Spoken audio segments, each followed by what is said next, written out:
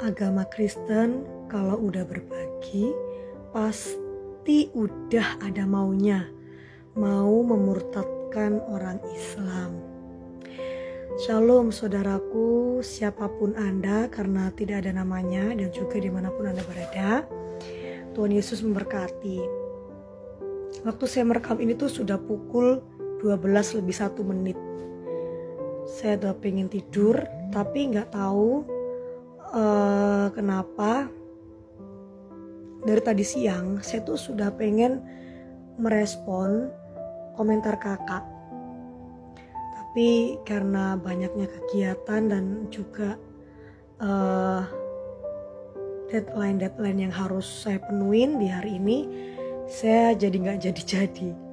Tapi ketika saya mau tidur, saya teringat bahwa saya ingin memberitahu apakah benar kalau agama Kristen berbagi ada maunya, yaitu memurtadkan orang lain. Ini adalah kejadian nyata dan peristiwa yang benar terjadi. Saya adalah seorang murtadin. Saya dulu bukan orang Kristen, kemudian sekarang menjadi orang Kristen.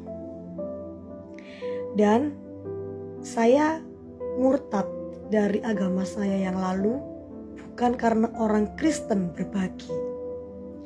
Justru pada saat waktu itu saya SMA, ketika saya masih ngamen dan jualan koran, saya itu malah mau dibantu sama orang-orang Kristen karena mereka itu kasihan sama saya dan saya pengen dibantu untuk disekolahkan. Tetapi mereka fair kok. Kalau kita nggak mau, ya nggak mau aja. Kalau kita mau, ya mau aja. Mau atau nggak mau, mereka mau bantu. Asalkan tidak berbohong. Asalkan tidak ada trik atau tipu muslihat. Sekalipun kita tidak mau masuk Kristen, mereka mau bantu kok. Tapi saya nggak mau. Karena waktu itu pikiran saya juga sama dengan komentar ini. Ketika kalau orang Kristen membantu saya waktu itu, pikiran saya adalah mereka mau mengkristenkan saya. Nah, akhirnya saya tolak pemberian itu. Dan saya memilih untuk terus ngamen dan jualan koran. Sampai akhirnya saya lulus SMA, kemudian saya mengalami banyak kegagalan sampai saya menjadi seorang single parent karena saya ditinggalkan oleh mantan suami saya. Disitulah cikal bakal Tuhan menangkap saya, memilih saya, yaitu dari saya sakit. Saya diizinkan Tuhan untuk sakit, dan sakit saya itu harus operasi dan saya nggak punya duit untuk operasi. Singkat cerita, ada seorang pendeta yang mendoakan saya untuk saya sembuh. Kemudian saya sembuh.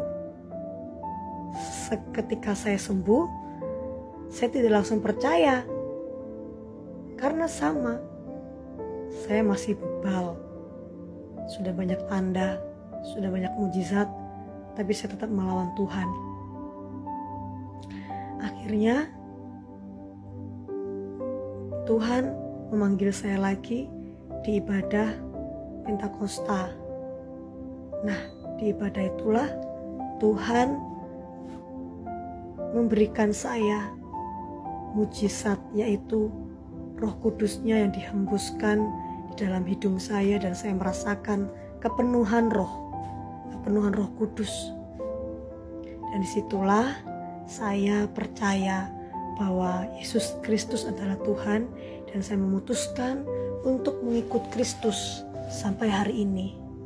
Jadi pemberian atau berbagi, orang Kristen yang berbagi belum tentu membuat orang murtad, karena Tuhan punya cara tersendiri untuk memilih anak-anaknya.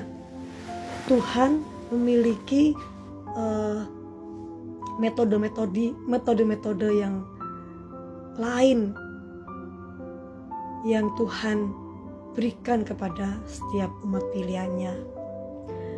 Jadi jangan khawatir kalau orang-orang Kristen ada yang ingin berbagi kepada siapapun Anda, meskipun kalian atau Anda semua bukan orang Kristen. Kami tidak pernah bermaksud untuk membuat orang murtad. Kami hanya memberitakan kabar gembira. Kami hanya memberitakan kebenaran. Kami hanya ingin menyampaikan kabar keselamatan. Karena siapapun yang percaya kepada Yesus akan diselamatkan dan tidak binasa. Itu saja tugas kami.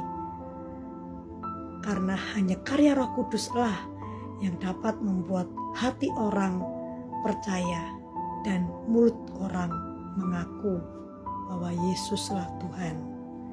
Bukan usaha kita para hamba Tuhan atau para penginjil atau pendeta atau siapapun atau pesaksi. Kami hanya menyaksikan, memberitakan, dan menyampaikan. Itulah jawaban saya dan kesaksian pribadi saya. Kiranya Tuhan Yesus yang membukakan hati kita semuanya untuk mengerti firman-Nya. Shalom, saya Ingvi Rizky Ramadan. Tuhan Yesus memberkati. See you.